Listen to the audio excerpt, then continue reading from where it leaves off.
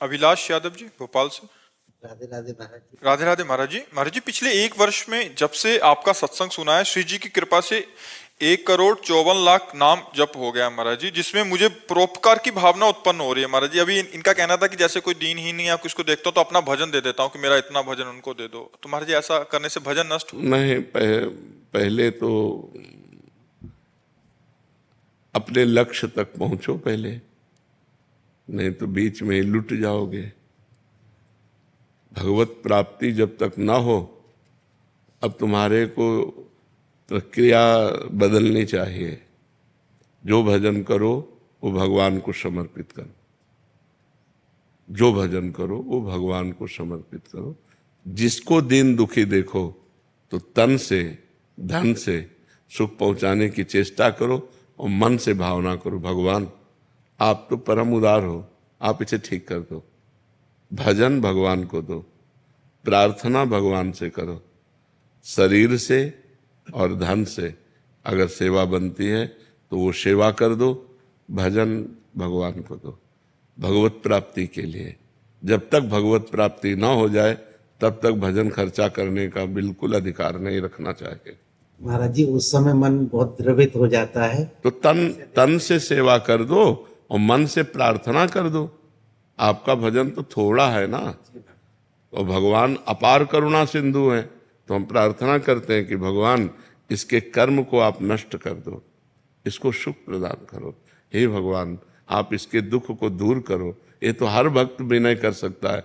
तो विनय करना, शरीर से और धन से सेवा करना, भजन को भगवान के चरणों में समर्पित करना, वो सिर्फ भगवत प्राप्ति के लिए है। हमारा जन्म साधन धाम मोक्ष कर द्वारा, हम भगवत प्राप्ति के लिए भजन करते हैं। और दूसरी बात, सब में भगवान है, सब रूपों में भगवान है।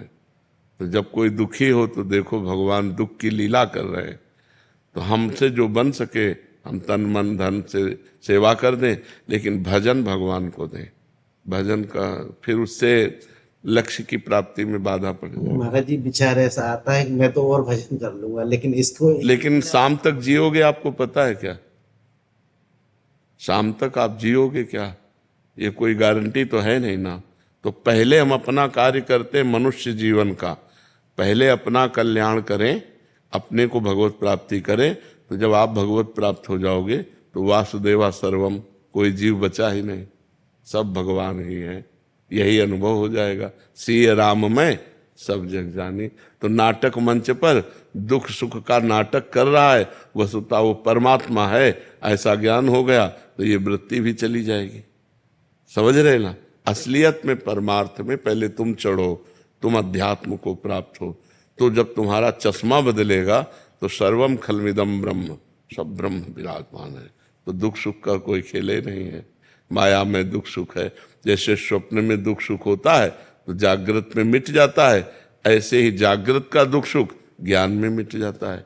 जब आप ज्ञान को प्राप्त होगे, भगवान को प्राप्त होगे, तो न दुख है न सुख है, वही सच्चिदानंद परमात्मा स्त्री पुरुष रूप धारण किए हुए लीला कर रहा है, ऐसा अनुभव आएगा।